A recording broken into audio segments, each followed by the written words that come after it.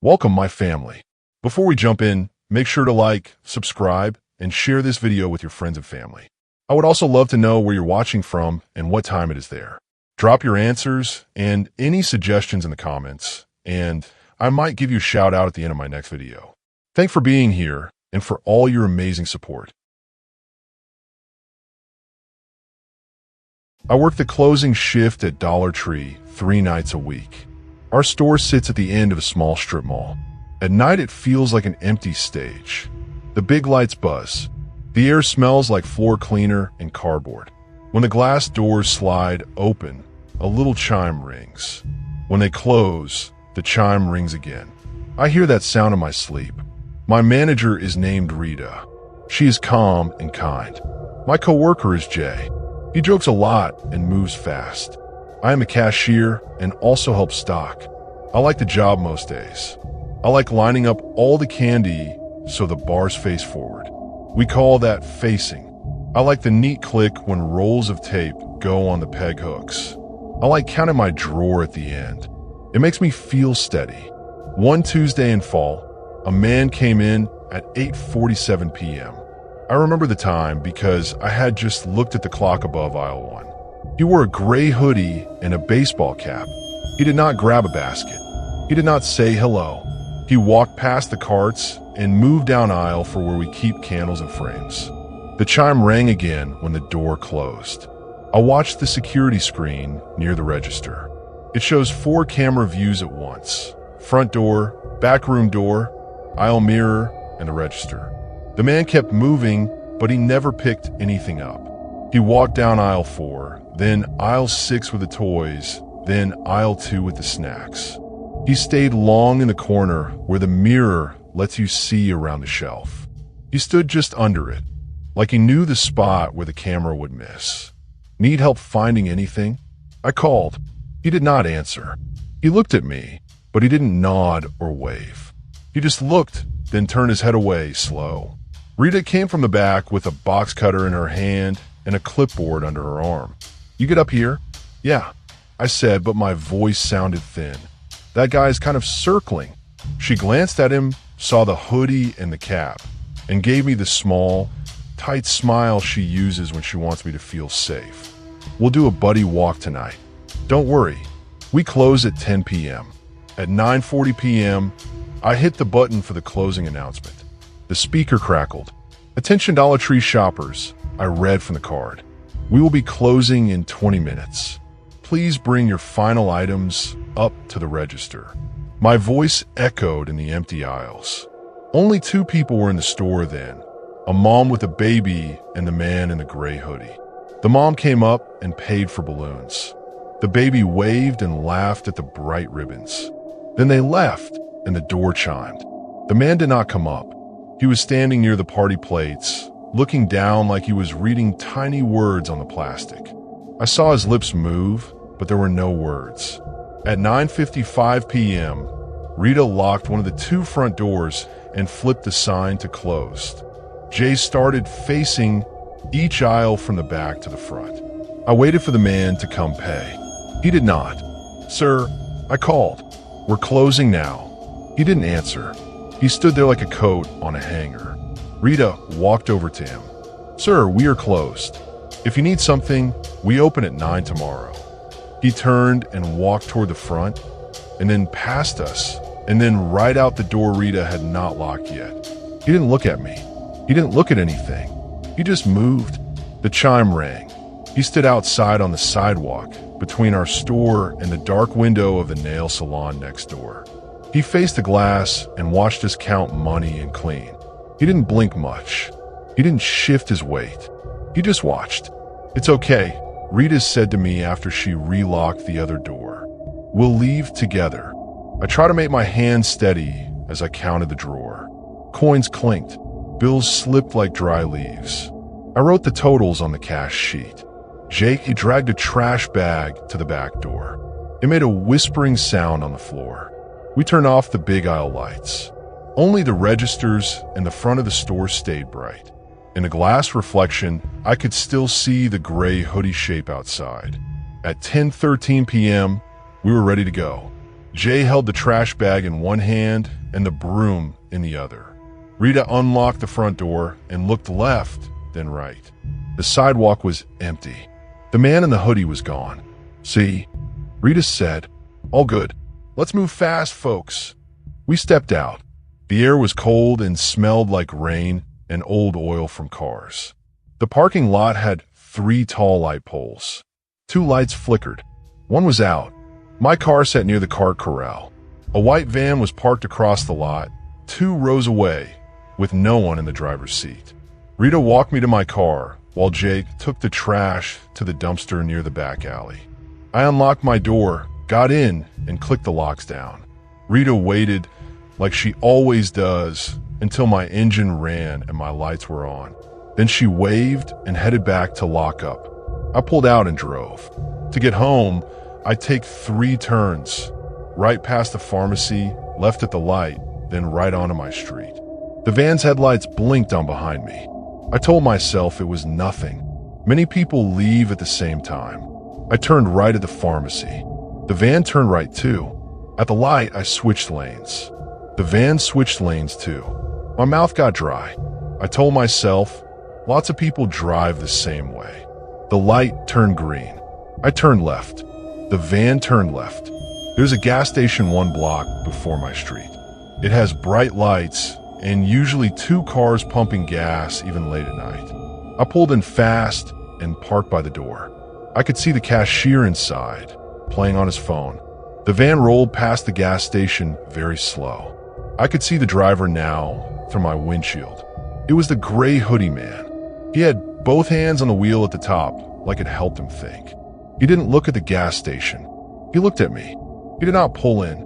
He drove past and stopped at the far end of the lot, just beyond the lights. He sat there, engine on. He was not buying gas. He was not parking in a space.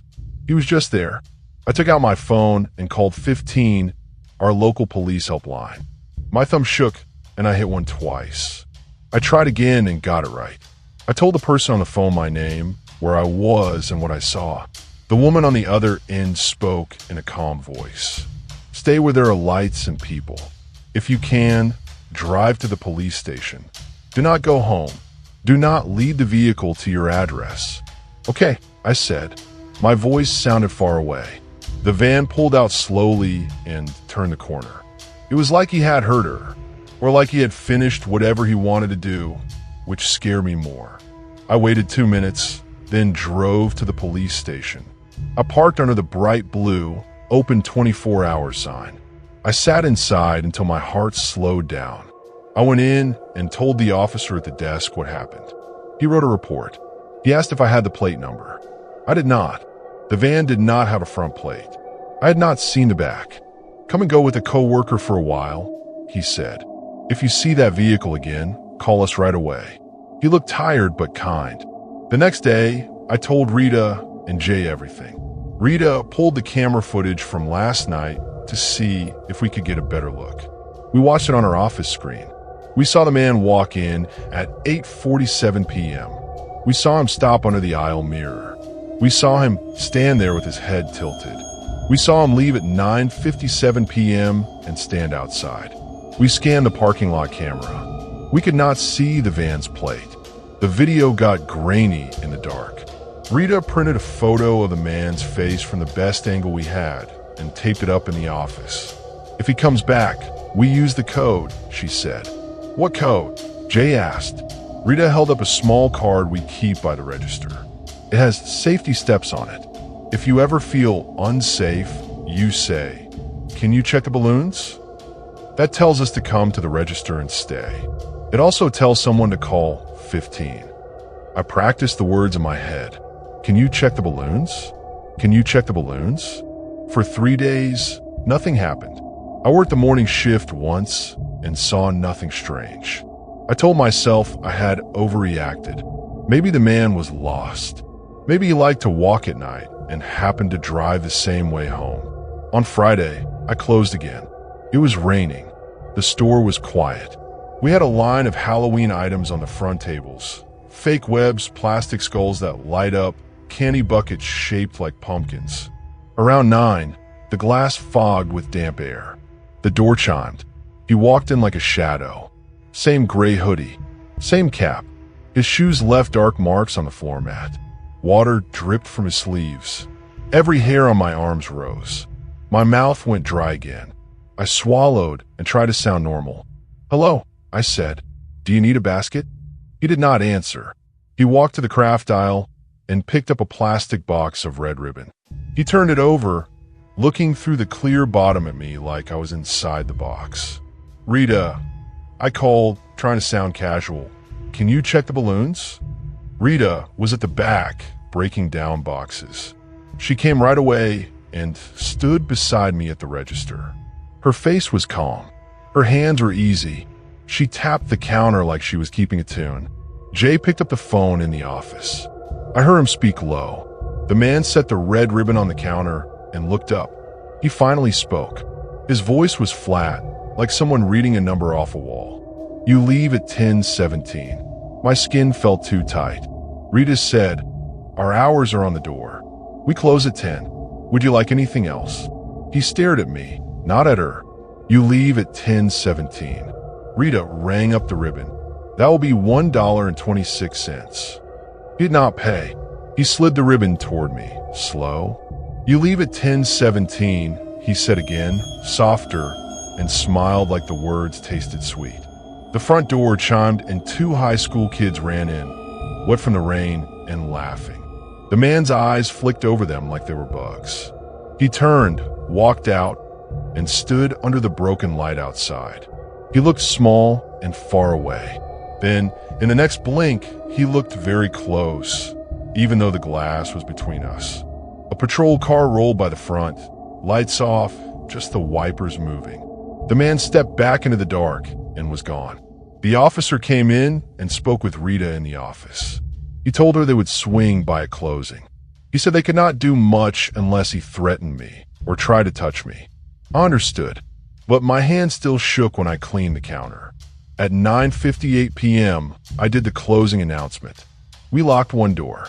The officer parked by the entrance and waited with his lights on. The parking lot felt safer with that blue and red glow. We finished fast and left together. I drove straight to my sister's place and slept on her couch that night. On Saturday morning, I found a note under my car wiper. It was in a clear sandwich bag to keep it dry. The paper was a receipt from our store, but there were no items on it. Just the date, the time, 10:17 p.m., and written in neat black pen. You look different when you smile. There was a small drawing under the words. It was a face with my hair. The eyes were 2 dots. The mouth was a line, not a smile. I brought the note to the police. They took it and bagged it. They said they would dust it. They said to park under lights and to walk out with someone always. Rita started walking me all the way to my car every night, even when the lot was bright. Jay waited by the back door until we texted home to the group chat. For a week, the man did not come. I let my shoulders drop a little each night. I felt silly for jumping at every sound. I laughed at myself when I mixed up price tags, put shampoo where the soup goes, and had to fix it. I even forgot once to lock the little cabinet that holds the cigarettes, and Rita reminded me with a smile. The next Friday, I was in the back room, breaking down boxes by the trash compactor.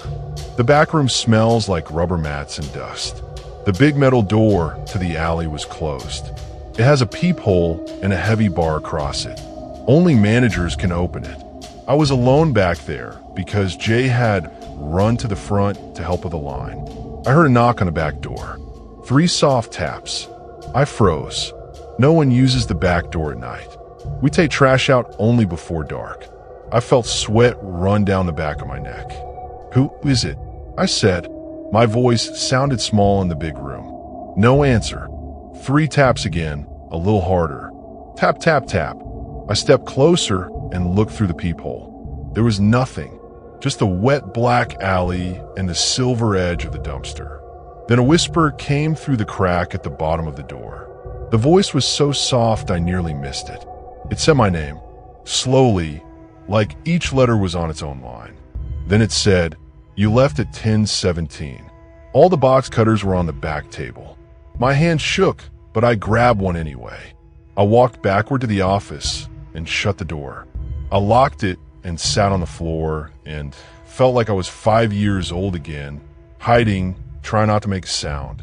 I texted Rita, back door. Someone. She came running with the officer who happened to be at the front again. They opened the back door together.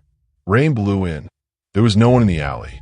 Just the sound of water in the drains and the soft flap of a loose poster on the wall. The officer walked the whole alley and around the building. He came back wet and serious. "We'll wait outside until close," he said. "If you hear anything else, call out." That night, I did not drive home. My brother picked me up. He is bigger than me and cracks his knuckles when he is worried. He looked around a lot like he wanted to fight the air. On Sunday afternoon, when I went out to my car to get my phone charger, I found another note tucked so far under the wiper it almost touched the hood. It was the same kind of receipt paper. The time on it was 6:12 p.m., the time I had clocked in that day. The word said, "You didn't smile today." I stopped sleeping well after that. I kept a light on. I checked my locks 3 times. I started carrying pepper spray and a loud whistle. I learned to see my surroundings like a map. Bright places, dark places, places with people, places without. We never found him. The police never got a plate. He stopped coming to the store, or he started coming in ways we could not see. Maybe he changed his hoodie. Maybe he left town. Maybe he found someone else to watch. I don't know. I still hear the door chime, even when I am at home. I still look up when a gray hoodie passes the window. I still say the code in my head when I feel my throat get tight. Can you check the balloons? Most nights now, we close with music playing low from Jay's phone to make the store feel warm.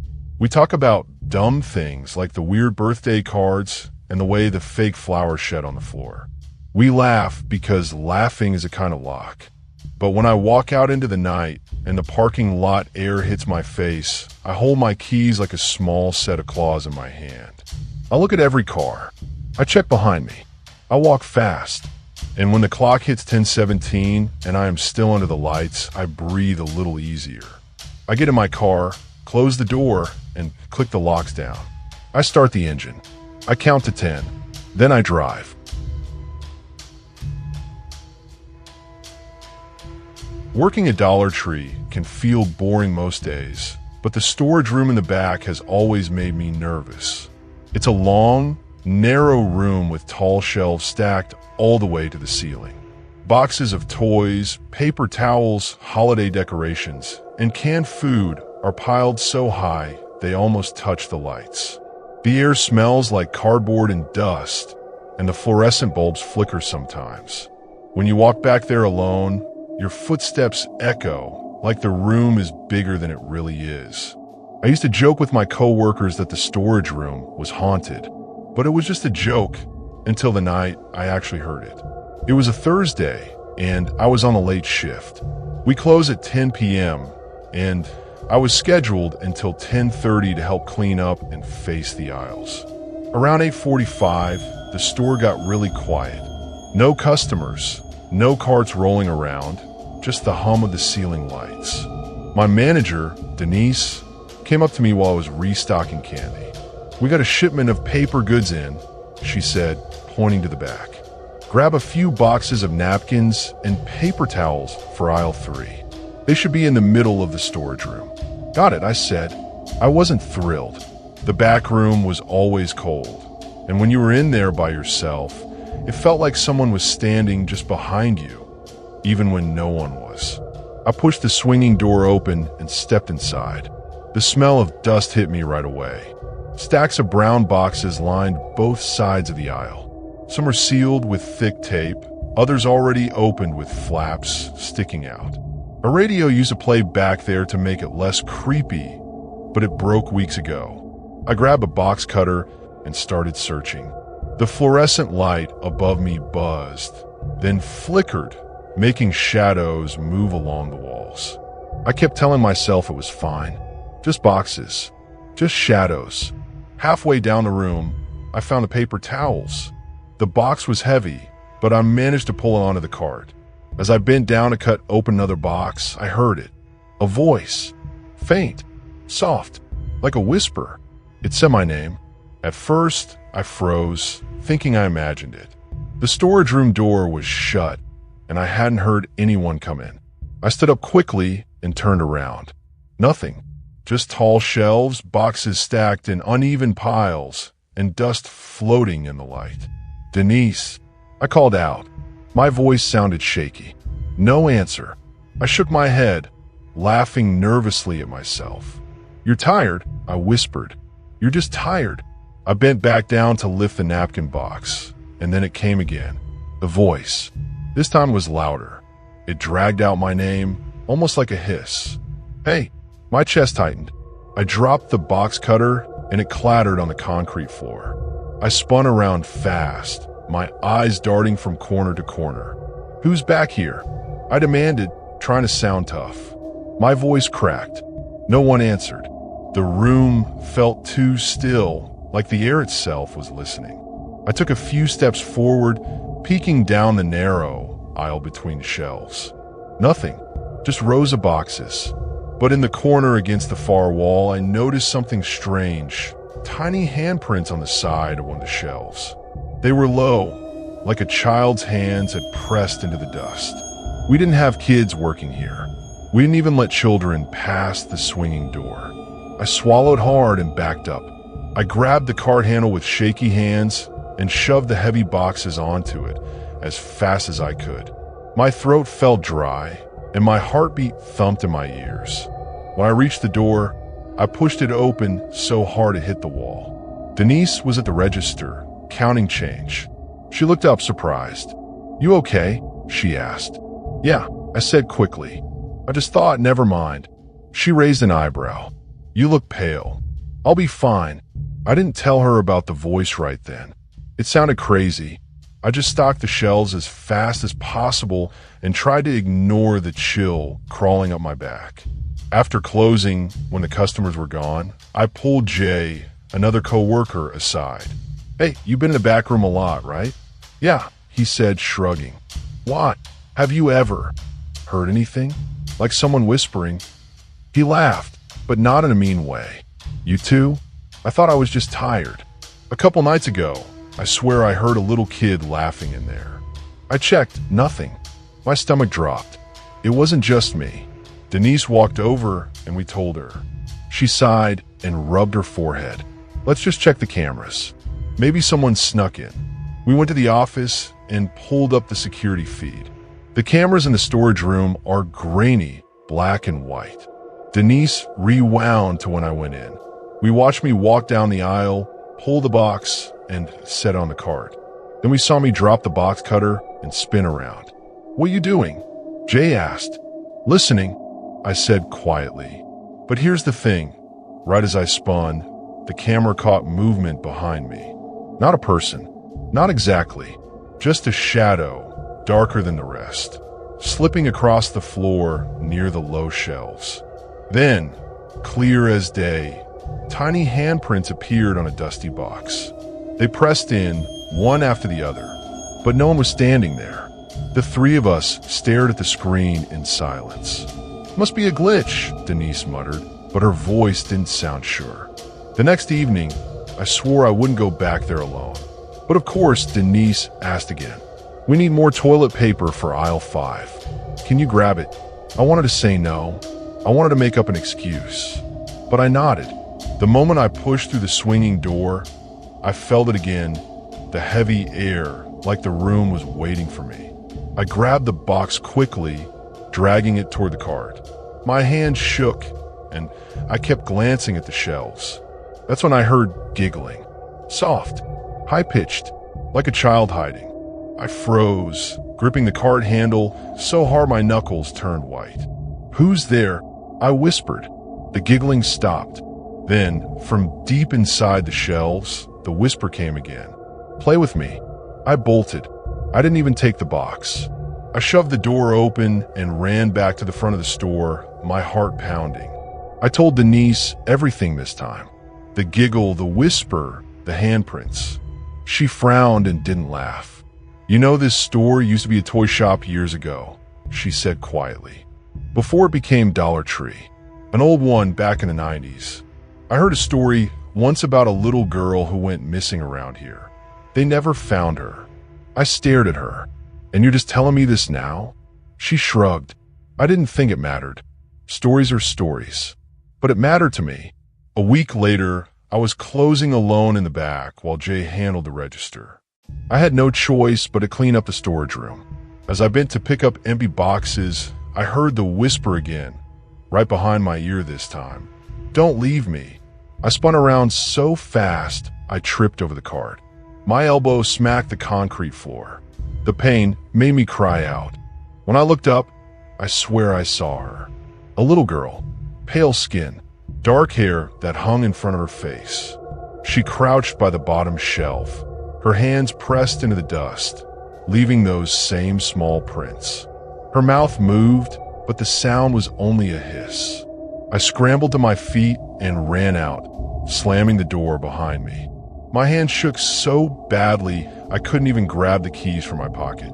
I never went in that storage room alone again. When Denise asked, I refused. She didn't argue. She probably saw the fear in my face. We never caught anything else on the cameras, but the handprint stayed. No matter how many times we wiped the shelves, new ones would show up low to the ground, like a child had been crawling through the dust. Even now, I sometimes hear faint giggles when I'm near the back of the store. No customers, no kids, just empty aisles. And sometimes, when I'm alone, I still hear the whisper calling my name.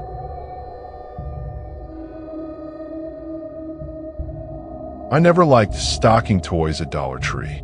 Something about the toy aisle always felt strange. The shelves are full of cheap dolls, fake trucks, rubber balls, and plastic animals that never look right. They all have the same stiff, glossy eyes that don't really blink, but still feel like they follow you. When you spend enough nights alone in that aisle, you start to feel like you're the toy being watched. One Tuesday evening, my manager asked me to put out a new shipment. The boxes were stacked in the storage room and marked toys. I dragged one to the front with a card and ripped it open. Inside were dolls. Dozens of them, each wrapped in plastic bags with little pink dresses and plastic shoes. Their faces looked painted on in a hurry, with uneven lips and big glassy eyes that seemed a little too wide. I sighed and started pulling them out. Customers never complain about the dolls, but every time I stocked them, something fell off. I placed them carefully on the shelves, rows of them, side by side, each one staring straight ahead. After the first row was finished, I stood back to make sure they looked neat. That's when I noticed one doll wasn't facing forward. She was turned just slightly, her painted eyes looking down the aisle instead of out at me. I frowned. Maybe I set her that way without noticing. I adjusted her, pushed her back against the shelf, and kept working. 5 minutes later, when I bent down to stock the bottom row, I glanced up. That same doll was leaning forward, out of the row, sitting halfway into the aisle like she'd been pulled. I froze, holding a new doll in my hand. My stomach dropped. I hadn't touched her. I laughed nervously and shook my head. Maybe she slipped. The shelves were uneven sometimes, and kids often grab toys then shove them back badly. I picked her up and placed her back in line with the others. This time, I pressed her firmly against the shelf so she couldn't roll forward. I stocked for another few minutes, then turned around to grab more from the cart. While I looked back, the doll was in the middle of the aisle. Not leaning this time, sitting upright on the floor, facing me. I nearly dropped the doll I was holding. My heart started pounding in my ears. I whipped my head around to see if someone was messing with me. The aisle was empty. The whole store was quiet, except for the hum of the lights above. I crouched slowly, picked up the doll from the floor, and felt the cheap plastic under my hands. She weighed almost nothing. Her eyes were wide, her painted smile crooked. I shoved her back onto the shelf again, maybe a little harder than I needed to, and muttered, "Stay there."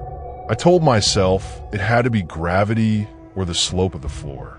I finished stocking the rest of the toys as fast as I could, but I kept glancing over my shoulder. Each time I looked, the dolls seemed to be staring right at me. When I was done, I wheeled the empty cart to the back and tried to shake it off. Maybe I was just tired. Long shifts can play tricks on your brain. Later that night, just before closing, I walked down the toy aisle one last time to face the shelves. And there she was again, the same doll, sitting in the middle of the floor, waiting. I didn't even touch her this time. I turned on my heel and went straight to the register. The next day, I told Jay, my co-worker, about it. He laughed and said, "Man, that's just kids. They always mess with the toys."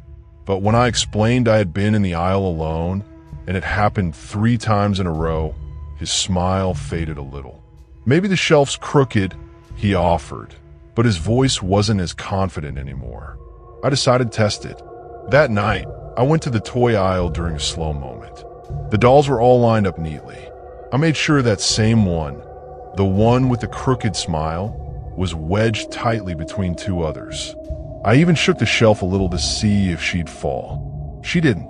I walked away and stood near the end of the aisle, pretending to stock something else while I kept an eye on her.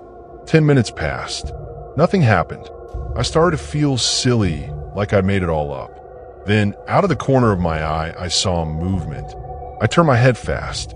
The doll had shifted forward just slightly, her little plastic shoes sticking out past the others. My throat went dry.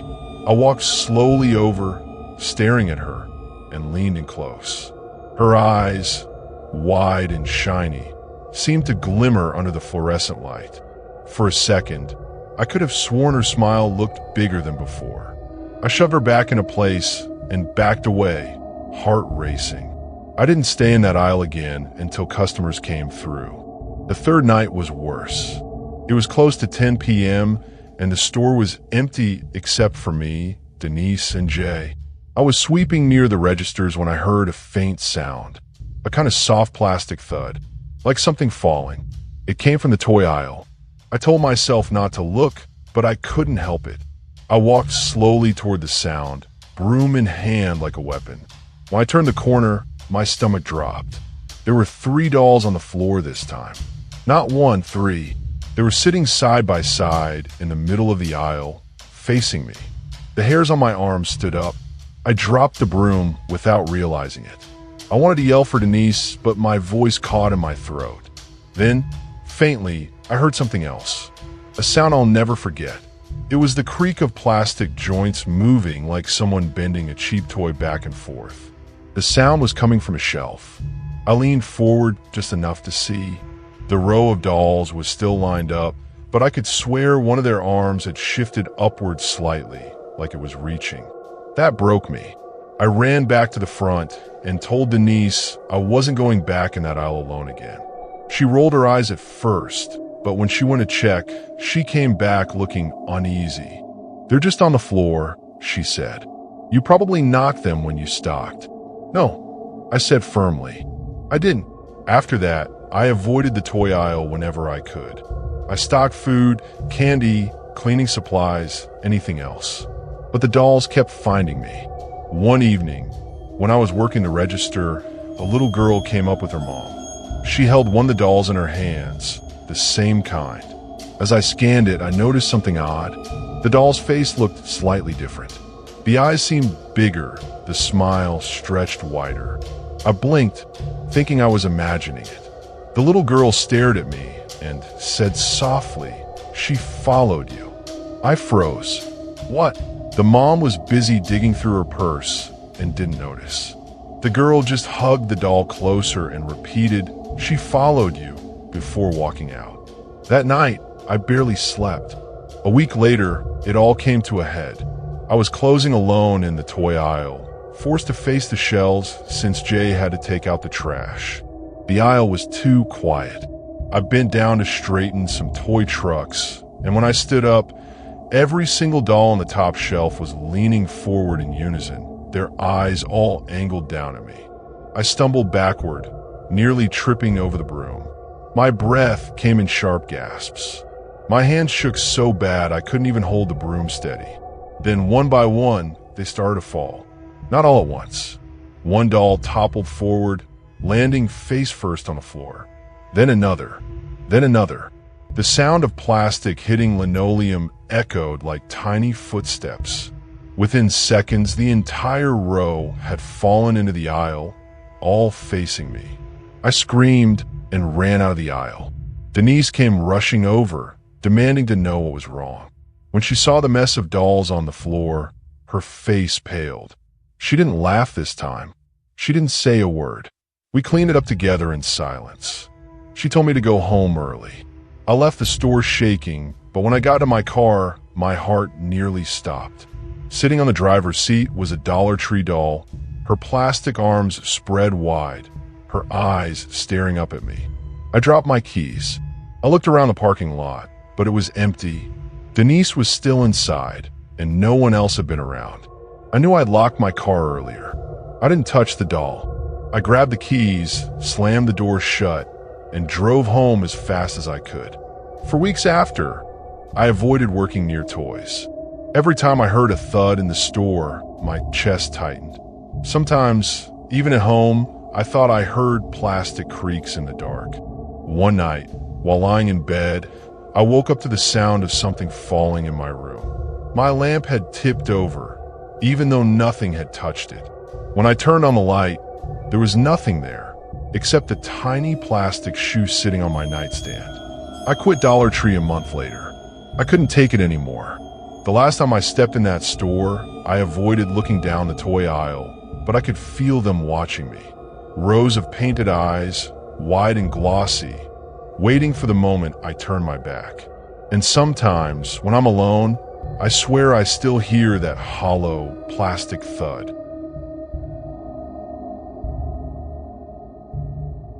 Closing shifts at Dollar Tree were usually quiet. By 9:30, the store emptied out. The lights buzzed above, the radio played faintly in the background, and the parking lot outside grew still, with only a few cars left under the flickering lamps. I never liked to walk to my car at night, but I told myself it was fine. Nothing ever happened in our small strip mall. One Wednesday night, I was cashiering until close. My manager, Denise, was in the office doing paperwork, and my coworker, Mike, was stocking cleaning supplies. The place was empty of customers by 9:40. I did the usual, counted my drawer, cleaned the counter, and faced the candy. When I glanced out the glass doors, I noticed a van across the street, parked half-hidden under a broken light. It was white, old, with streaks of rust on the side. It had no license plate on the front. At first, I thought nothing of it. People parked all over around here. But as I moved through the steps of closing, I realized the van never left. The headlights were off. The windows were tinted dark. It just sat there, engine rumbling low. By 9:50, the store was locked to new customers. I walked the aisles one last time, calling out, "We're closing in 10 minutes, folks." No answer. No footsteps. Empty. When I came back to the register, I looked out again. The van hadn't moved. Mike came up front with his card. "See that?" I asked, pointing. He frowned. "Yeah, been there a while." "You think it's waiting on the pizza place?" I asked, but the pizza shop 2 doors down had already shut off its neon sign. The parking lot was dark except for the hum of our own lights. "Could be," Mike said, but his voice didn't sound sure. He wheeled his cart to the back, leaving me staring out the window. At 10 o'clock, we flipped the sign to closed. Denise came out with her keys. She gave me my final paperwork to sign, and then we started shutting down. I told myself not to look out the window again, but I did. The van had moved closer across from our lot now. Its headlights flashed once, just once, then went dark again. My chest tightened. "Did you see that?" I whispered to Denise. She looked up. "See what?" "The van." She stared out for a long moment, then pressed her lips tight. "We'll leave together." At 10:15, with the money bag sealed and trash tied, we turned off the big aisle lights. Only the front of the store glowed now. Our reflections shone faintly in the glass. Behind me, the shelves loomed like shadows. When Denise unlocked the door, the chime went off, too loud in the silence.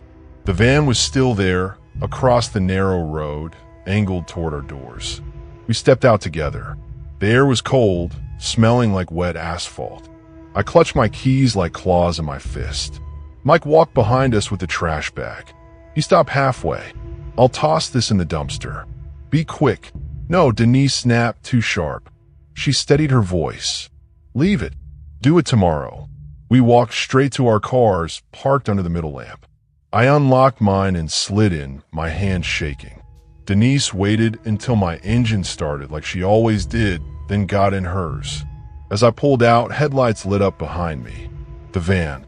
It rolled slowly out of its spot and slid onto the road, keeping pace with me. I told myself not to panic. Maybe it was coincidence. I turned right toward the gas station.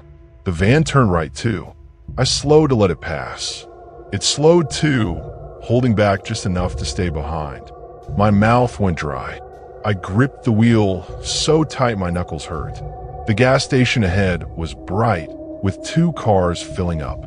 I pulled in fast, parked by the door, and pretended I needed to buy something. The cashier looked up as I entered. The van rolled past the station, slow. Its headlights lit up the pumps, then faded as it kept going. I watched through the glass until it turned out of sight. "Everything okay?" the cashier asked. "Yeah," I lied. My voice cracked. I grabbed a pack of gum I didn't need and paid with shaking hands. I waited 5 minutes, then drove to the police station instead of home. A patrol car sat out front. I parked under the bright blue sign and breathed for the first time in 10 minutes. Inside, I told the officer at the desk what happened.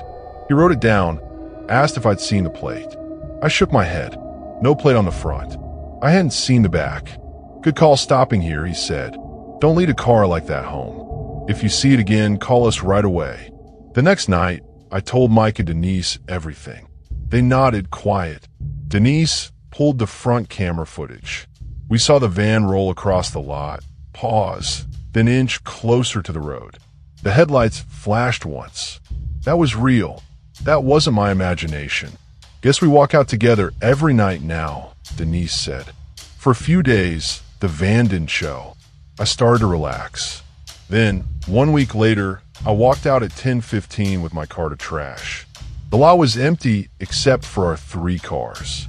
And parked at the very edge, under the broken lamp, was the white van. It sat dark, no headlights this time. Just waiting. I left the trash right there on the sidewalk and walked fast to my car. I didn't breathe until the locks clicked down and my engine started. I drove away without looking back. I still don't know who was in that van or what they wanted. All I know is that it followed me once and it came back again.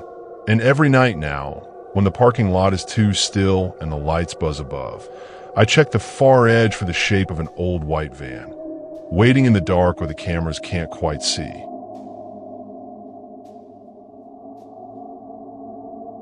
I never liked cleaning the bathrooms at Dollar Tree. The rest of the store feels open and bright. The bathrooms feel tight and quiet, like the air is holding its breath. The lights hum. The fan makes a soft rattle in the ceiling. Sometimes the sink sensor turns on by itself and spits water for 1 second, like it's saying hi to no one. On closing shifts, the bathrooms are my job. I put the yellow sign in the hallway. Restroom closed for cleaning. I bring the caddy with bleach spray, a stack of paper towels, a mop, and a fresh trash bag. I always knock first, even if I'm sure no one is in there. "Hello? Dollar Tree. Anyone inside?" Most nights, it's just me and the echo of my own voice. One Tuesday, it was late and the store was quiet. My manager, Rita, was counting the drawer up front. Jay was facing the candy. I took the caddy and the sign and headed down the short hallway. The floor there is different from the store. It's smooth and shiny and smells like cleaner. The light at the end flickered once, then stayed on. I told myself it was fine. The lights do that sometimes. I knocked on the women's door. No answer. I pushed it open with my hip and put the yellow doorstop under it so it would not swing shut behind me. I turned the lock on the handle so a customer couldn't walk in. The room was small, 2 sinks, a mirror with a crack in the corner, 2 stalls. The far stall door was closed. The near stall was standing open. I always check first, like the rule says. I tapped the closed stall. Hello? Anybody in there? Cleaning. No voice. No feet on the floor. No shadow. I bent to look under the door. The floor was empty except for a little wad of paper near the wall. I reached up, set my palm flat on the door, and pushed. It didn't move. The latch was turned. Someone had locked it from inside. I stood very still and listened. The fan rattled. Water dripped once from faucet. I knocked again. Hello? Are you okay? Silence. I tried the trick Rita taught me. Most stall locks have a slot on the outside. You can use a coin to turn it. I took a quarter from my back pocket and fit it in the slot. The metal felt gritty, like dust and cleaner had mixed there for a long time. I turned. The lock clicked. I pushed the door open. No one was in the stall. The toilet lid was up. The paper roll was half gone. The metal side of the door had deep lines on it, long and thin, like someone had dragged a fork down the paint. Some lines were old and gray. Some were bright and clean, so fresh the paint dust still sat on the floor in little curls. I backed out fast and bumped into my cart. The spray bottle clacked against the side. My heart thumped in my throat. I leaned out the doorway and called, Rita. She looked up from the register. You good? I didn't want to sound scared. I said the stall was locked, and no one was in there. I swallowed. There are fresh scratches on the door. She came down the hall with her keys. Probably some kid messing around earlier, she said. Happens. But when she saw the bright lines, she pressed her lips tight. She rubbed one with her thumb. White dust came off on her skin. She said, like she wanted it to be nothing and it wouldn't agree. She checked the hinges, the latch, the space between the wall and the door. Clean it up and let's finish. We'll keep the hallway camera pulled tomorrow to see who's been carving things. I said okay because that is what you say, and I did the job. I scrubbed the sink. I wiped the mirror. I mopped in careful lines. But the whole time I could feel that stall at my back, like a person standing too close in a line. On my way out, I glanced once quick. The lines on the door looked deeper when they were wet. The next night, I didn't want bathroom duty. I stocked chips. I stocked tissues. I stocked tissues. I refilled the gum by the register. But the schedule is the schedule. At 9:40 p.m., Rita nodded toward the sign and the caddy. Please, she said. I took a breath, told myself not to act like a child, and rolled the cart to the hall. I did the same steps. Knock, call out, wedge the door, lock the handle. The lights were steady this time. The fan rattled the same way. I checked the stalls. Both doors stood open. I felt a little better. I started with the trash. I pulled the bag up and over the rim and tied it. I set it by the door to take out later. Then I sprayed the first sink and wiped it down. The smell of bleach was sharp and clean. I liked the way the paper towel got heavy with water. It felt like doing something right. A noise came from the far stall. Not loud, just a tiny tap, like a fingernail on metal. I stopped wiping. Hello. No answer. Tap. I could not tell if it was on the door or the wall. It sounded close, then far, then close again. I walked to the stall and reached up to touch the door. It was cool and smooth. I looked down at the floor. No shoes. No shadow. I tried to laugh. Mouse. I said out loud to the empty room. Even my laugh sounded small. The tap became a scrape. Soft, like someone testing a key on paint. Then faster. Then more, like more than one key. Scritch, scritch, scritch. Rita, I called. Not yelling, but not calm either. She called back from the front. Yeah. Can you come here? I heard her footsteps. I kept my hand on the stall door like I needed to feel something solid. The scraping stopped right when her shoes squeaked into the room. What's wrong? She asked. Listen. We both held our breath. The fan rattled. No scraping. I felt silly. I let go of the door. She looked at me with that small smile she uses to make things less hard. "You okay?" I heard. I started, then stopped. "Never mind."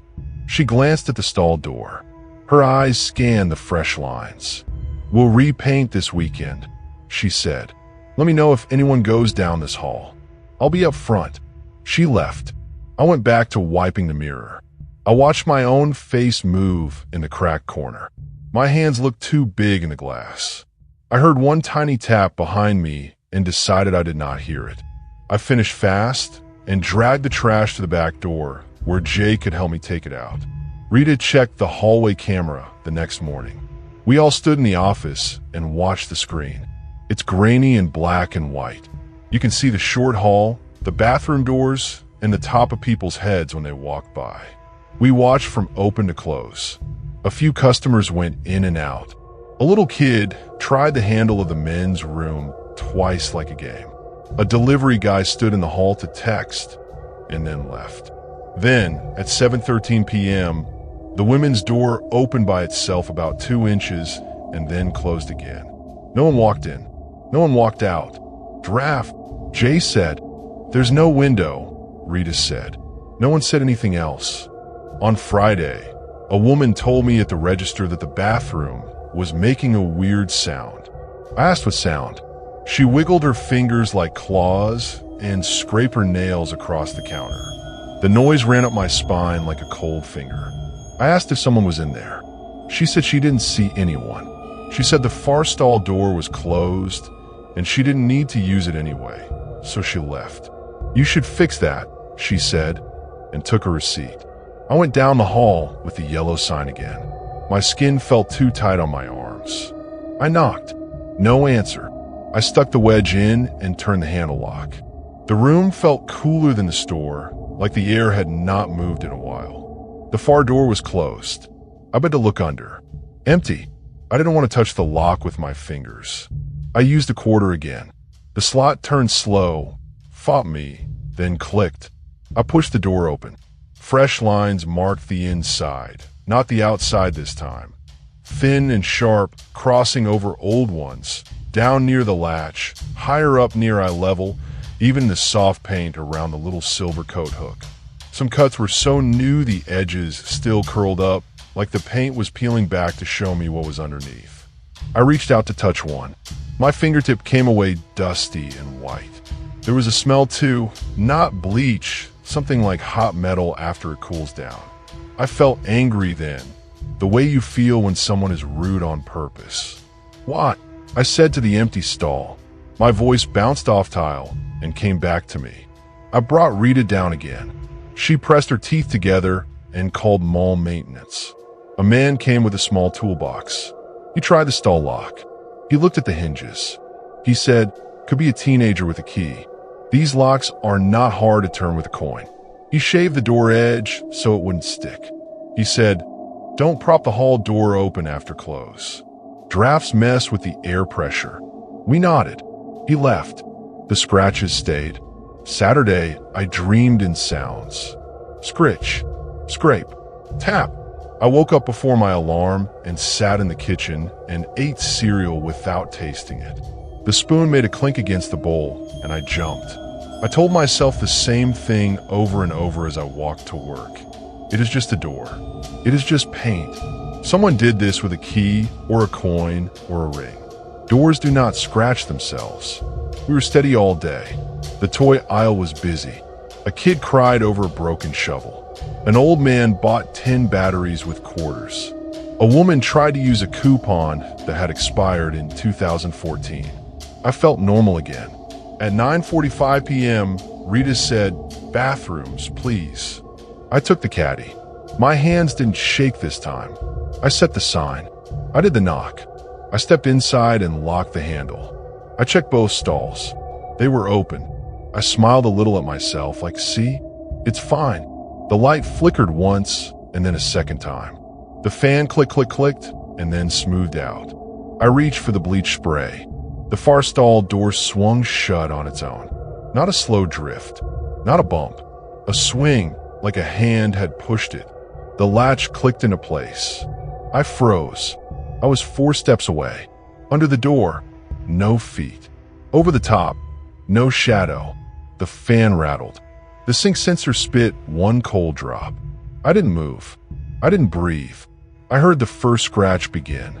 Soft, testing, the way a person might press a nail to paint just to see what the sound is like. Then another. Then faster, like whoever was doing it had decided that yes, this is the sound they wanted, and they wanted more of it. I backed out until my shoulders hit the door to the hall. My fingers slipped on a lock. I couldn't get it to turn. I said, "Rita," and my voice shook. I said it again, louder. "Rita." Her shoes came quick. The second she stepped into the room, the scratching stopped. We stood there with our breath too loud. The door sat shut and quiet like it had never moved. She looked at my face and said, gentle, "Ow." She pulled the wedge and we stepped into the hall. She closed the bathroom door and locked it from the outside. She took the key off her ring and handed it to me. "We're not cleaning that tonight," she said. "We'll get a new latch tomorrow." We both laughed a little then, the kind of laugh that lets steam out so you don't shake apart. We finished the rest of the store fast. We left together. I went home and took a shower and left the bathroom light on while I slept. On Sunday, maintenance brought a new stall door. Smooth white, new hinges, new latch, new hook. They took the old door away on a cart. As it rolled by, I looked at the lines up close. Some were straight, some were curved like a hand had slipped. Some were in groups of 4, small and close, like the shape you get if you press 4 fingernails and hard at once. The man with the toolbox said, "People do dumb things in bathrooms," and shook his head. We painted the frame. We scrubbed the tile. The room smelled fresh. The mirror looked brighter.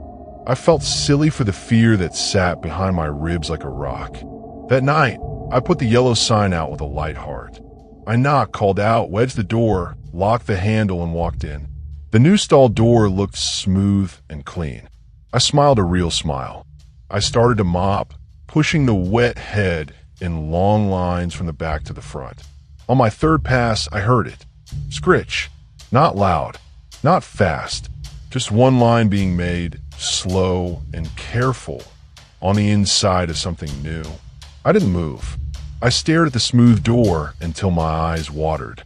I walked to it as if it could spook and run away. I bent and put my cheek almost on the door to see the surface. At first there was nothing. Then, with the light at just the right angle, I saw a thin white curl lift and fall back. A line grew, tiny and pale, like a hair pulled out of paint. It started near the hook and trailed toward the latch. I put my hand flat on the door. It felt cool. I felt nothing on the other side. No push, no pull, just the cold. I stepped back. I set the mop in the bucket. I walked out and took the yellow sign with me. I closed the hallway door and stood there with my head against it. Then I went to the front and told Rita, in a voice that did not shake, "I'm not cleaning that bathroom alone anymore." She looked at me for a long moment and nodded. "Okay," she said. "We do it together from now on." Or not at all. So now we clean it in pairs. We talk the whole time. We prop the door wide. We keep the caddy in the hall so nothing blocks our way. We bring a radio and play music softly so the quiet can't get too big. Sometimes the sink spits water once like a short laugh. Sometimes the light flickers once and then holds. Sometimes, when we look away for just a second, a thin new line appears on the smooth door where no hand is. We don't say it out loud, but we both see it. The customers still use the bathroom every day. They come out and say thanks, or you're out of soap, or the fan is loud. They don't mention scratches. Maybe they don't notice. Maybe the lines hide themselves when other people are there.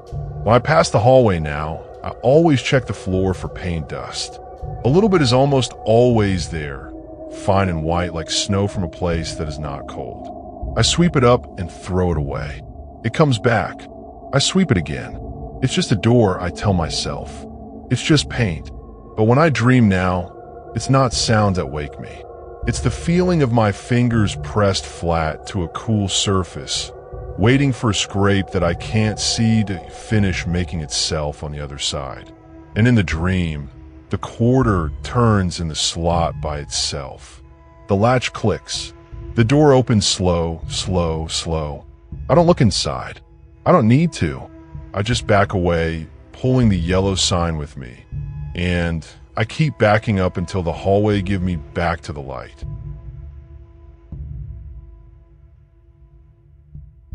I work the closing shift at Dollar Tree 2 or 3 nights a week.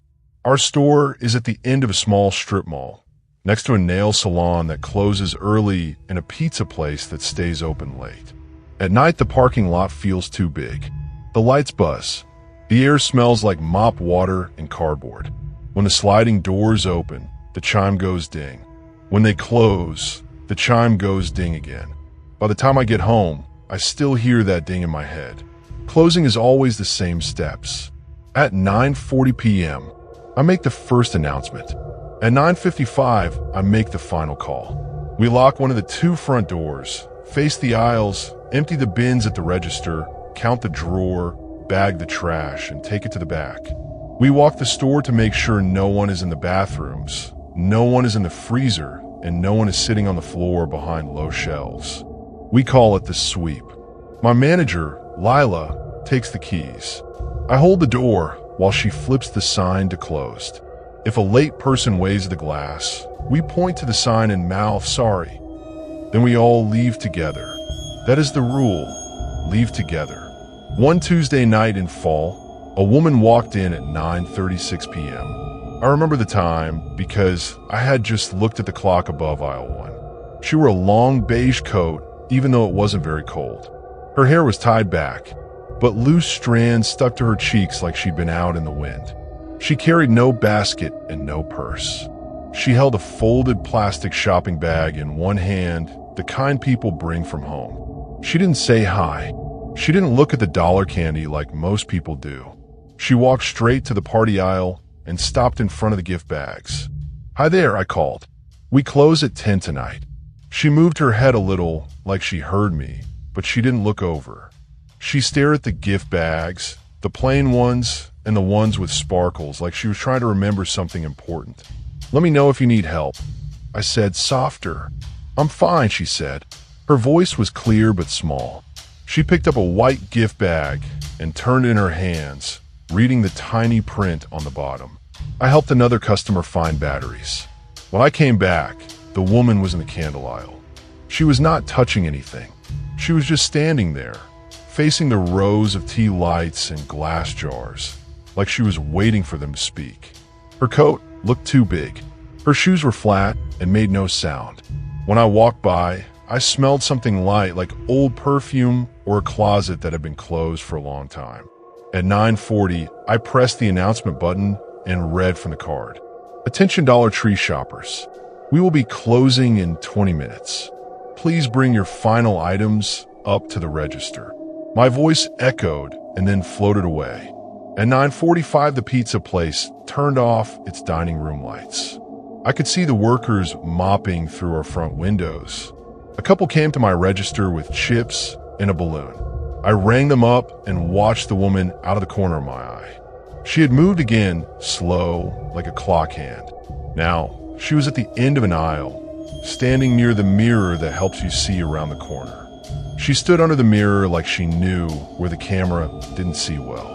At 9:55, I made the final call. "Attention shoppers, the time is now 9:55 p.m. We will be closing in 5 minutes." I tried to meet her eyes when I said it, but she wasn't looking my way.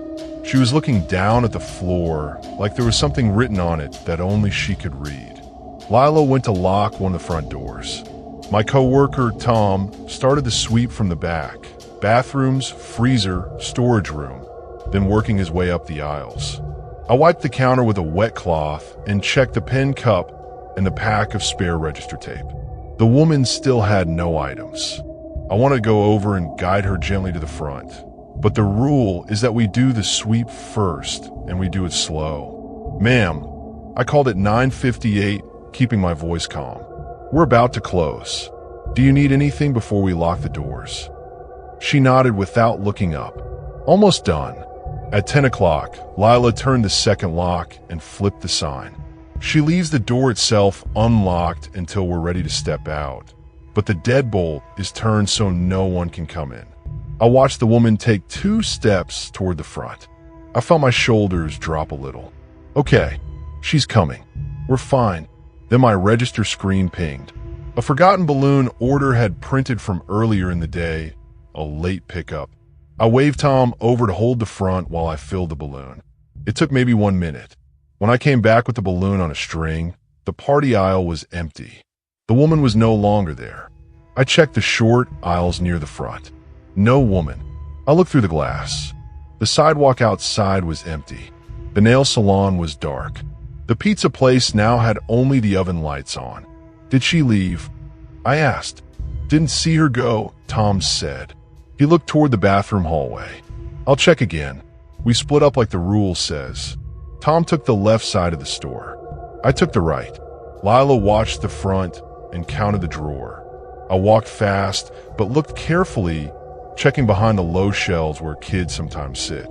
I checked the end caps where people duck down to tie shoes. I checked the freezer door to see if it was open. It was shut and fogged like always. Back room clear, Tom called. Bathroom's clear. I checked the candle aisle where the woman had stood. Nothing but a light smell of wax and dust. I checked the gift bags. One plain white bag was missing from the row. That made sense.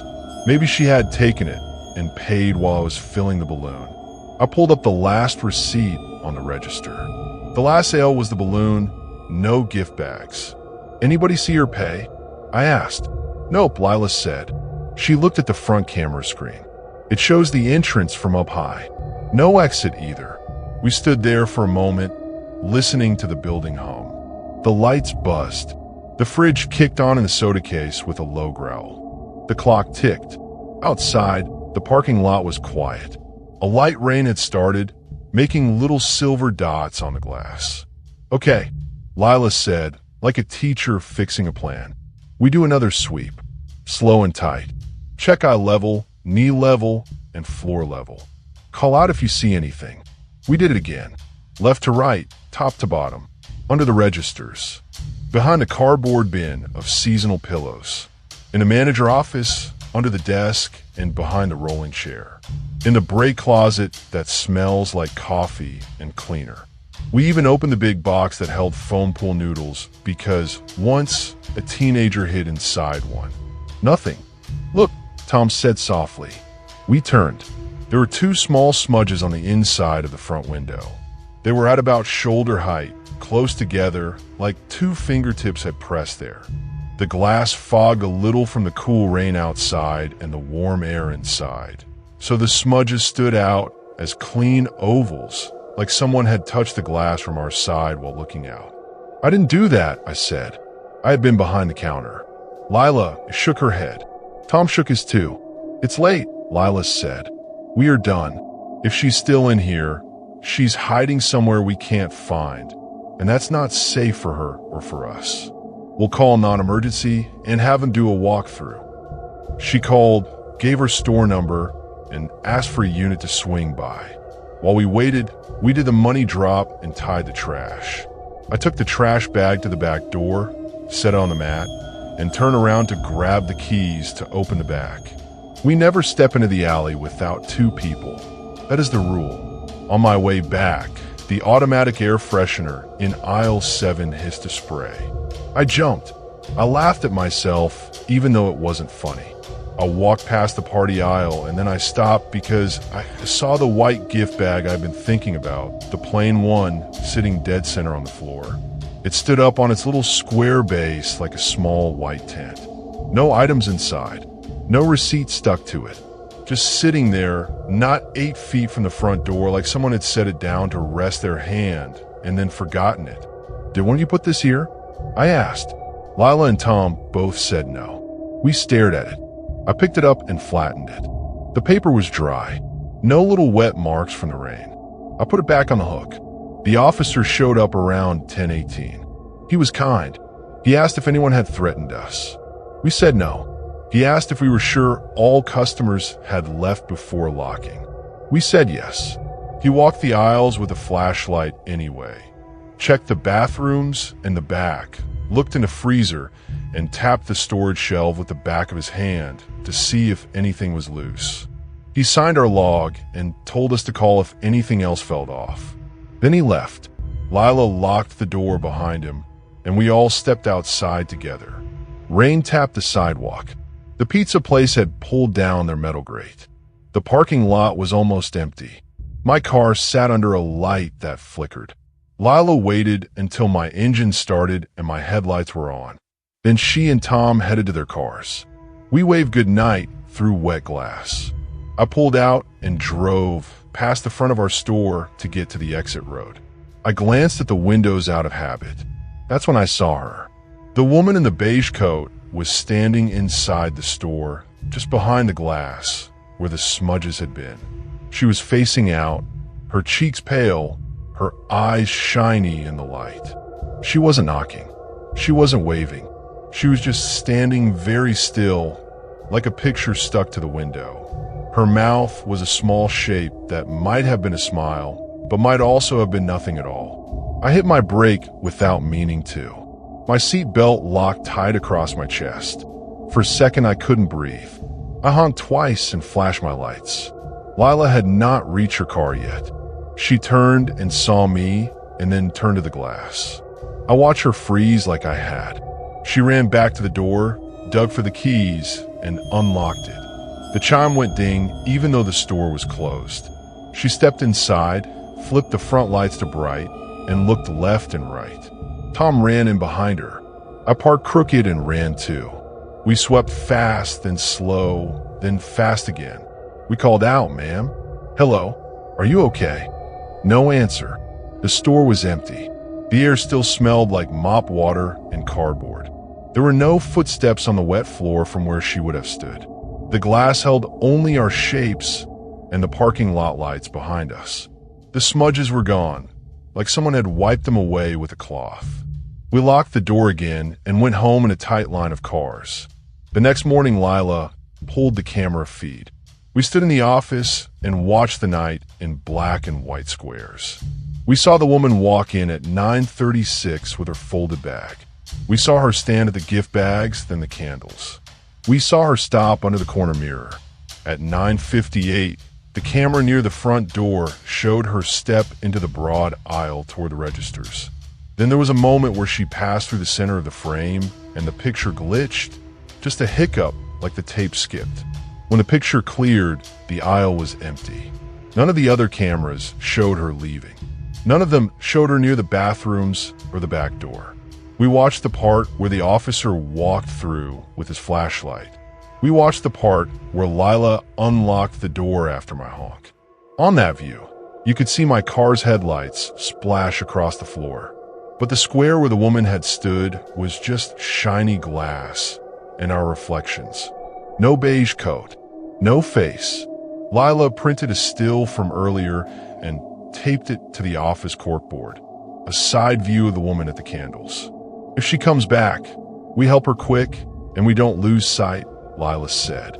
And if anything feels wrong, we leave together and call right away.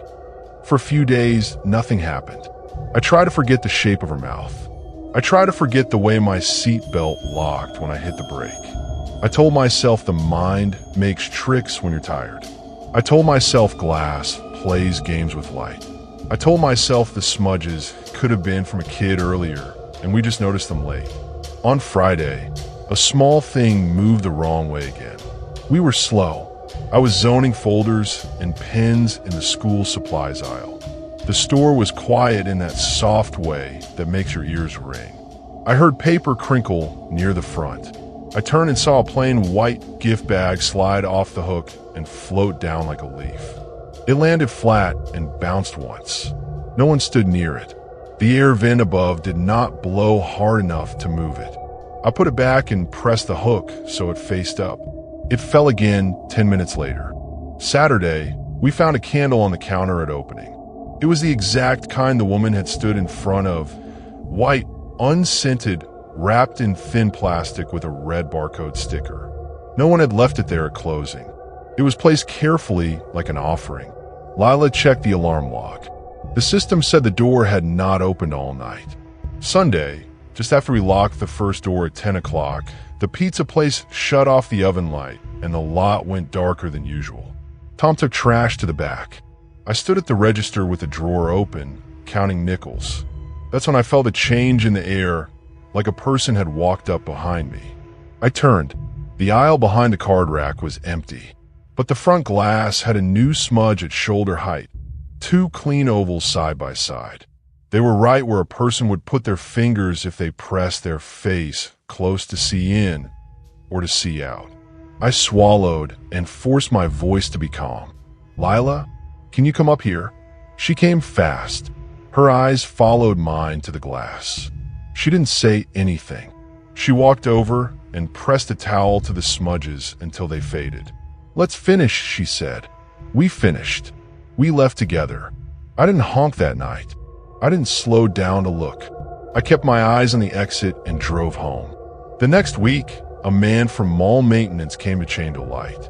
He was older and liked to talk.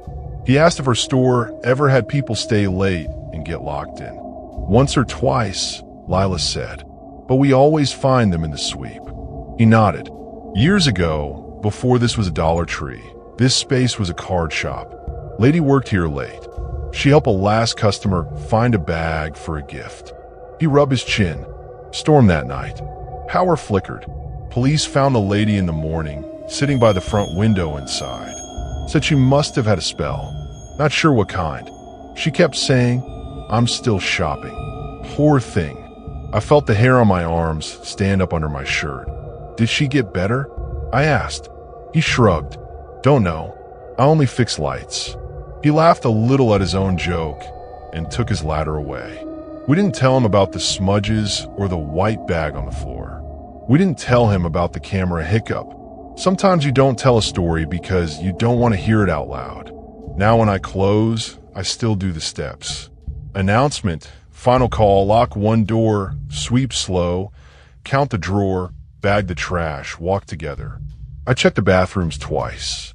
I check the low shelves 3 times. I keep my keys in my hand like a little metal animal with sharp teeth. When we step outside, I try not to look straight at the glass. But I always do. I can't help it. Most nights, there is nothing there.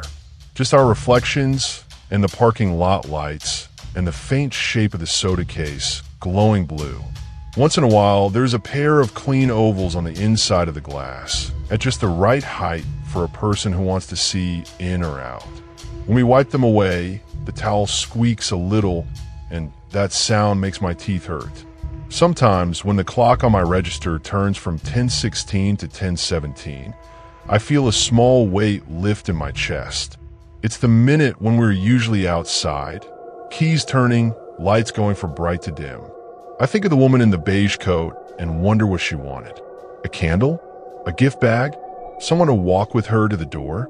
If I ever see her again, I plan to say, plain and simple, I'll help you find what you need, and then we'll leave together. I don't know if it will matter. The store is just a store. The rules are just rules. But it makes me feel steadier to have the words ready.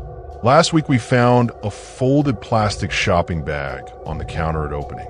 It was thin and worn, the kind someone keeps in a drawer and uses again and again. It wasn't from our chain. The logo was faded. Lila held it up between 2 fingers and looked at me. I looked back. We didn't say anything. We put the bag with the other reusable bags we sell by the door. People pick one up now and then, the same way they grab gum at the last second. The hook faces forward. The price tag hangs straight. Everything looks normal. The chime goes ding when the door slides. The lights buzz. The floor smells like mop water. But some nights, when the rain dots the glass and the pizza place turns off the last light, a shape stands in the window for one short second, not knocking, not waving, just looking out like she is waiting for someone to tell her it's time to go. And even if I try not to, I always look back.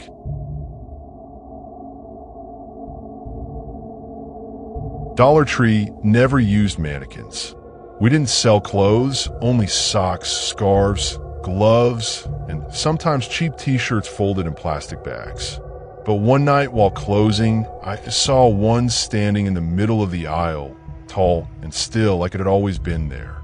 It was a Thursday, a slow night. By 9:30, the store was nearly empty.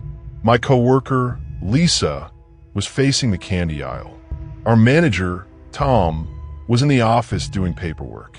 I was restocking scarves and gloves on the seasonal rack near the front. I bent down to pick up a bag of gloves from the cart, and when I stood up, I froze. A mannequin was at the end of the aisle. It wasn't one of those shiny store mannequins either. It looked older, dull, almost like plaster, with no clothes on except for a plain white shirt that looked too thin for its frame. Its head was turned slightly toward me, and though it had no eyes, I felt like it was watching. I blinked hard. We didn't have mannequins. Not in storage, not anywhere. I even remember Tom joking about how we just used coat hangers and hooks because mannequins were too fancy for Dollar Tree. "Elisa?" I called softly. "What?" she answered from the candy aisle. I glanced away for 1 second, and when I looked back, the mannequin was gone. The aisle stretched empty all the way to the end. I walked fast to the end and looked left and right. Nothing. Just shelves of dish soap and cleaning supplies. "You see something?" Lisa asked, hearing my footsteps. I almost told her, but then I thought about how stupid it would sound. "Nothing," I muttered. For the next 20 minutes, I tried to shake it off. I stocked scarves, folded socks, even joked with Lisa when she asked if I wanted a candy bar. But every time I glanced down an aisle, I half expected to see that mannequin again. At 9:55, we made the closing announcement. I pushed my empty cart to the back and started sweeping the front aisles. When I turned to sweep past the freezer section, my heart nearly stopped. The mannequin was there again. It stood in front of the freezers, half lit by the flickering fluorescent light above. Its head was tilted down this time, like it was staring at the floor. Its arms hung stiff at its sides, but the fingers were spread out strangely, bent in awkward angles. I dropped the broom. "Lisa!" I shouted louder than I meant to. She came rushing from the next aisle. "What?" I pointed to the freezers, my hand shaking. "Do you see that?" She looked. The freezers were empty. Just rows of frozen dinners and pizzas behind glass. The mannequin was gone. "You're freaking me out," Lisa said. "What are you looking at?" I didn't answer. I just picked up the broom with shaky hands and muttered, "Never mind." We closed up 10 minutes later. Tom locked the front doors, and the three of us walked to our cars together like always. But the whole time, I felt eyes on my back, like something was standing at the dark front window, watching me leave. The next night, I hoped it was all in my head. Maybe I was tired. Maybe the shadows played tricks. But halfway through the shift, I went to the back storage room for more paper towels. The room smelled like cardboard and dust. I rolled the cart down the narrow aisle of boxes and froze. Standing between two stacks of boxes was the mannequin. Closer now. Its plain white shirt was stained like it had been dragged on the floor. Its head was tilted to the side, and its fingers were bent backwards, almost like they'd been broken. I stumbled back, nearly knocking over the cart. The mannequin didn't move, but I swear the air in the room felt heavy, like it was pressing down on me. I bolted out of the storage room and slammed the swinging door shut. I didn't go back in until Tom came with me later to grab supplies. Of course, when he opened the door, the aisle was empty. For days, it kept happening. I'd see it at the end of the toy aisle, by the craft supplies, near the registers after close. Always still, always watching. And the second I looked away, it was gone. One night, Lisa noticed me staring too long at an aisle. "You've been weird lately," she said. "What's wrong?" I couldn't hold it in anymore. "I keep seeing a mannequin, but we don't have mannequins, right?" She frowned. "No." "What?" "Because I've seen one. More than once."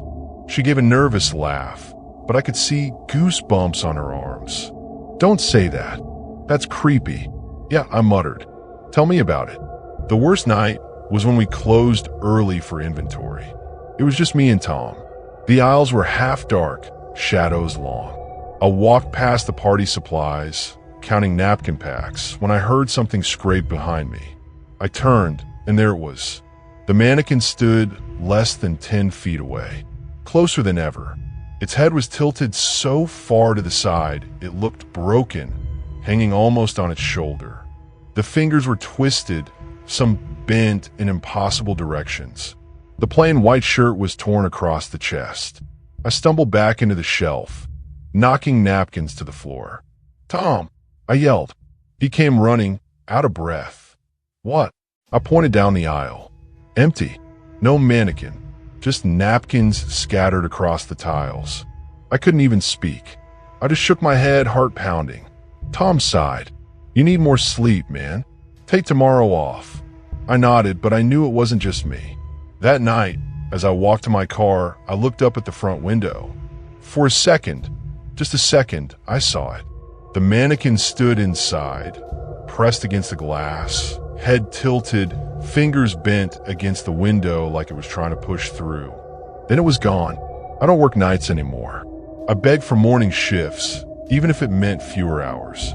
But sometimes when I pass the store on my day off, I glance at the front window, and I swear I still see it, just for a second, standing too still in the shadows, waiting for someone to look away.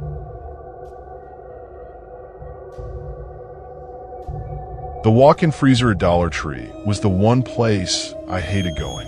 It wasn't because of the cold. I could deal with that. It was the door. Heavy, metal, and built to seal tight.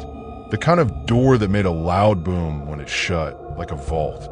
Every time I stepped inside, I thought about what would happen if it locked behind me and no one noticed. One Friday night, I had to restock frozen dinners. The store was quiet, almost closing.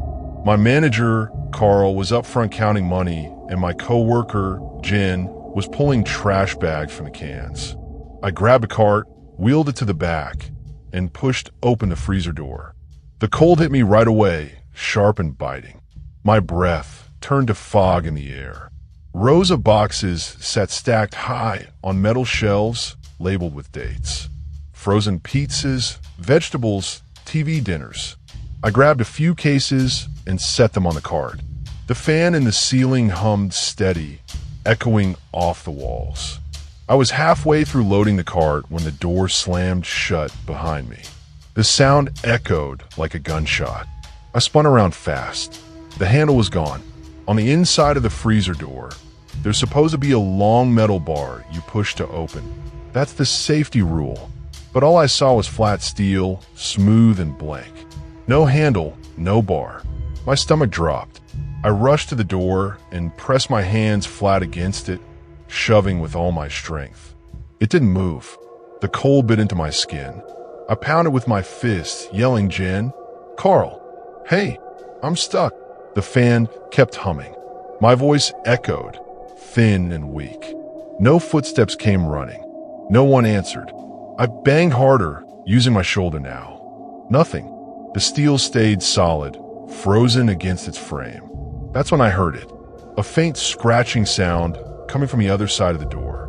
Slow, deliberate, like fingernails dragging against metal. I froze. "Hello."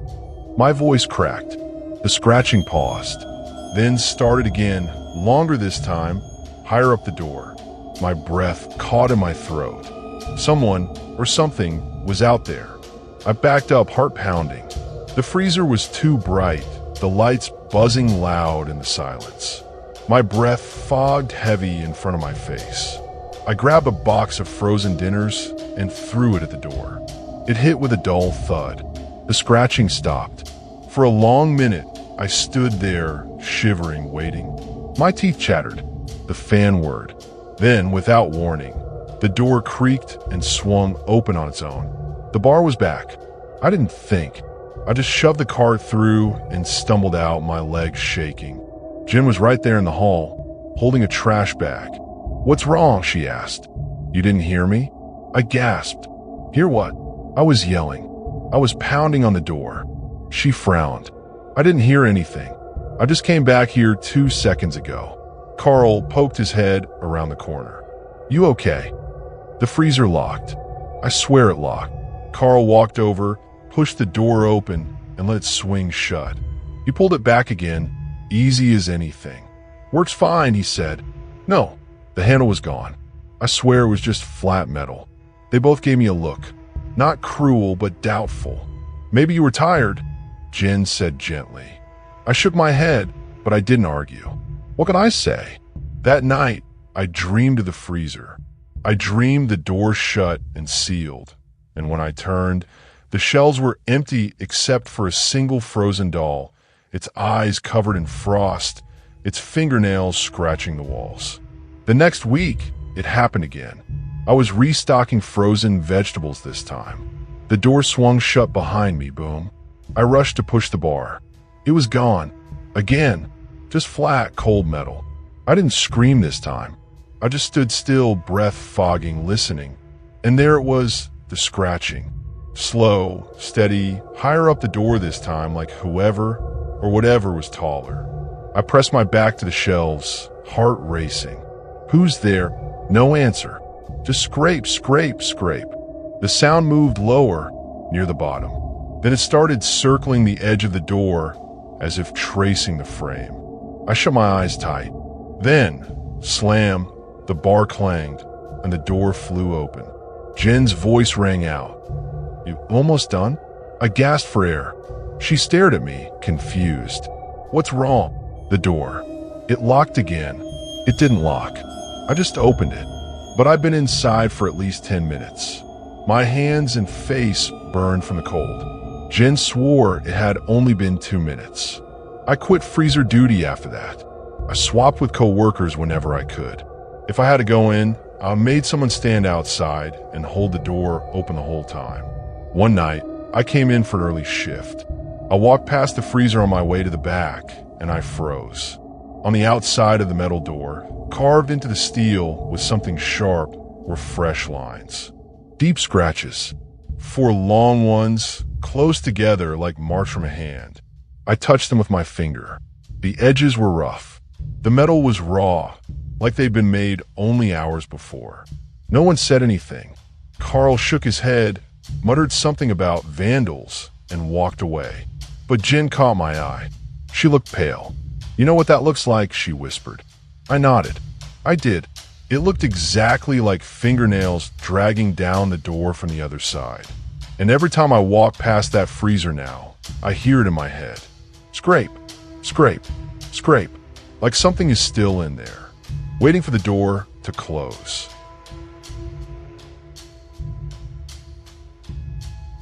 Closing shifts at Dollar Tree always made me uneasy, but one night sticks with me more than the rest.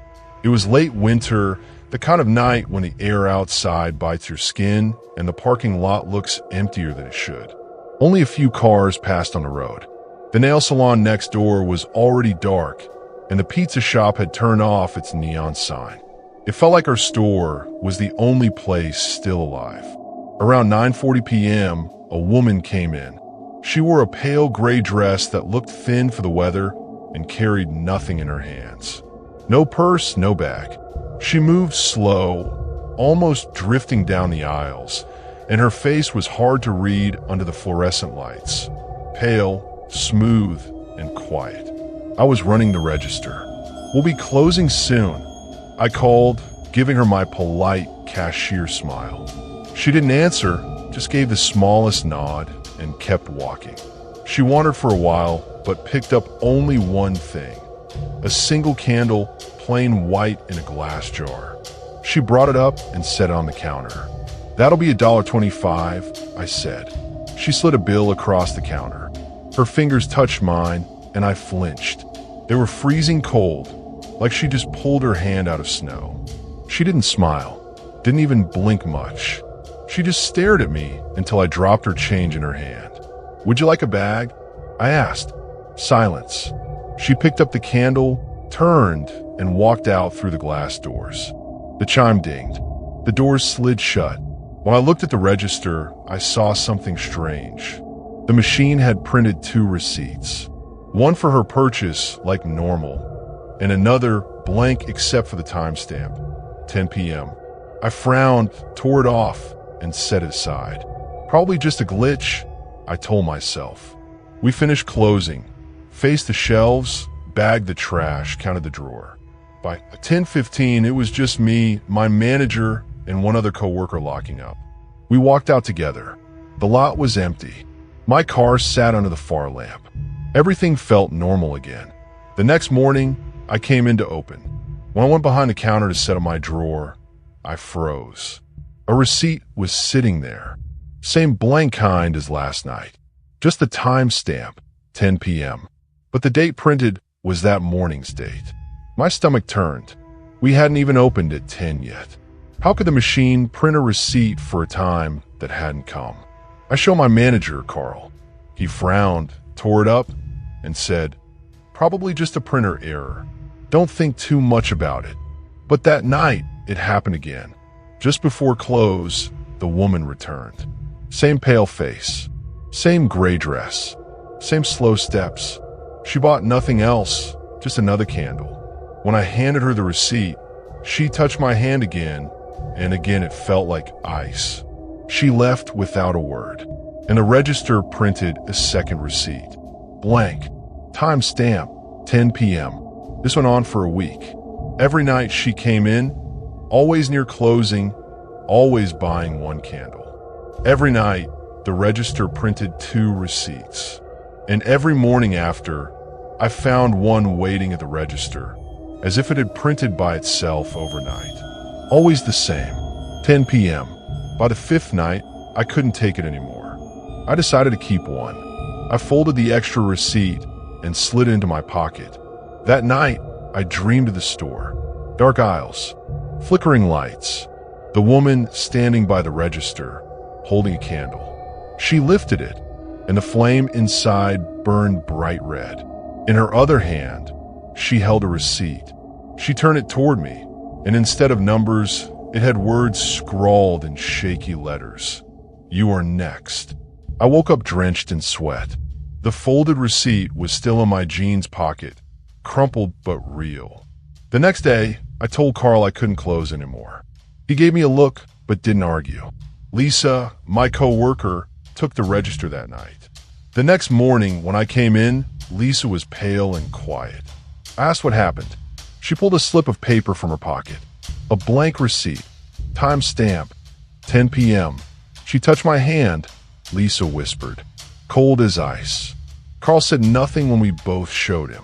He just shook his head and muttered about printer errors. But I saw the way his hands trembled when he tore the receipt in half. A week later, I quit Dollar Tree. I never told customers why. I just couldn't stand being there closing anymore, waiting for the chime, waiting for her to drift in, waiting for that second receipt to slide out like the machine already knew something I didn't. Sometimes, late at night, I'll find receipts in my pockets. Ones I don't remember putting there. Blank except for the time. 10 p.m. And every time I see one, I wonder if that night will be my last shift, even if I don't work there anymore.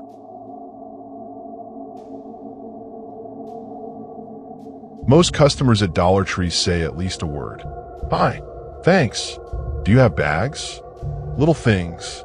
Even if they're tired, they usually manage a smile or a nod. But there was one man who came in night after night and never said a thing. Not once. I first noticed him in early November. The air outside had turned cold, and the store was quieter than usual. He came in just before closing, wearing a long black coat that brushed the tops of his shoes. He had dark hair combed flat and pale skin that looked almost gray in the fluorescent lights. He walked slow, steady, with no rush in his steps. He picked up one item that night, a single roll of tape, and brought it to my register. He didn't say hello, didn't even nod. He just set it down, staring at me with wide, unblinking eyes. His gaze never left mine as I rang it up.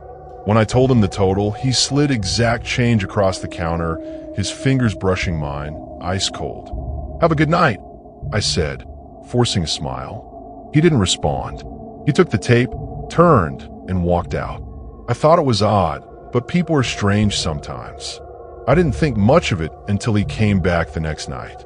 And the night after that. Every evening, always just before closing, always buying exactly one item. Sometimes it was tape, sometimes a candle, sometimes a pack of matches.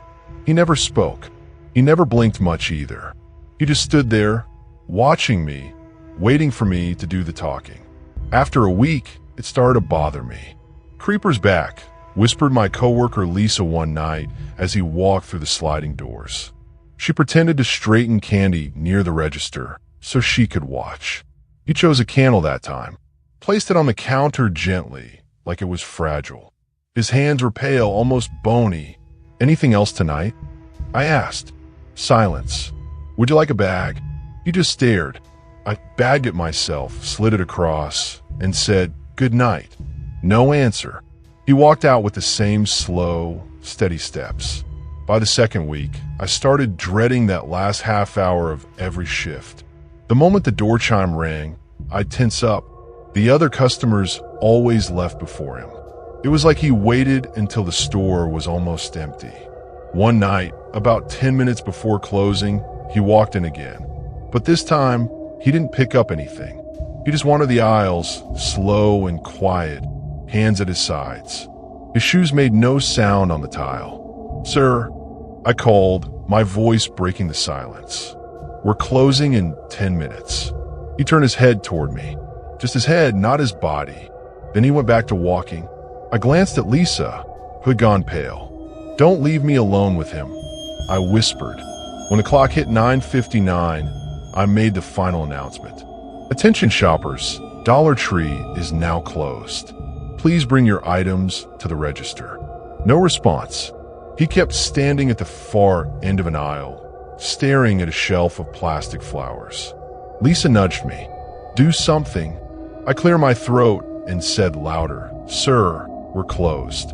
Slowly, he walked toward the front. I gripped the counter hard, bracing myself. But instead of coming to the register, he stopped right in front of it. Empty hands.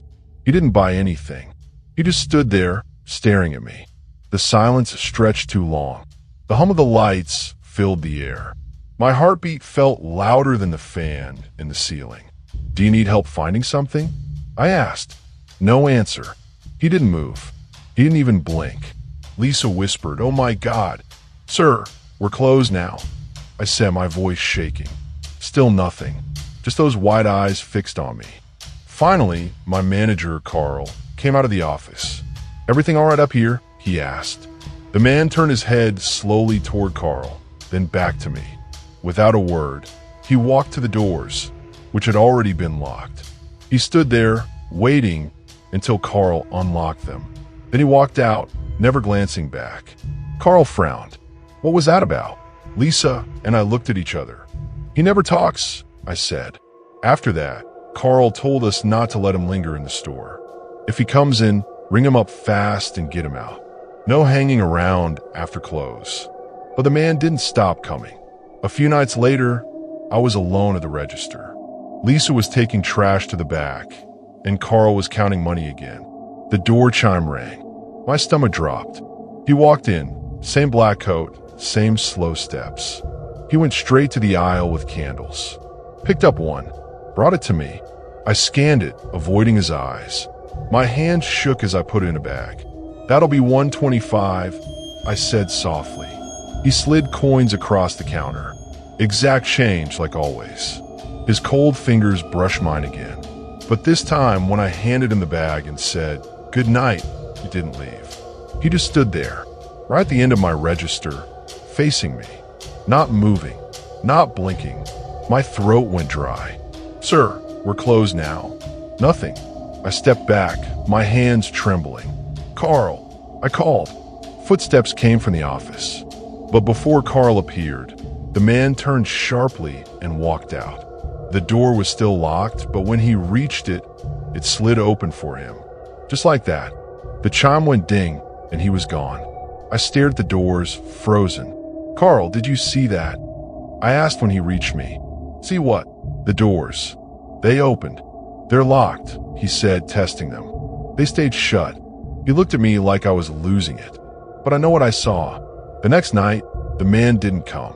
Neither the night after. I thought maybe it was over. But then, 3 nights later, I was walking to my car after closing. The lot was mostly empty, dark except for one flickering lamp. I fumbled for my keys, shivering in the cold. That's when I saw him, standing under the broken light at the far end of the lot, watching me. No bag, no candle, no tape this time. Just standing still, hands at his sides, staring. I froze. My breath came out fast and white. "Get in the car," I whispered to myself. I unlocked the door, jumped in, slammed it shut, and hit the locks. My hand shook as I started the engine. When my headlights came on, the spot where he'd been standing was empty. I drove home faster than I ever had in my life. And now, every night I work closing, I dread that last half hour. The store goes quiet. The aisles grow dark, and I wait for the chime of the door, knowing he'll walk in, silent as ever, eyes fixed on me, waiting for something he's never going to say.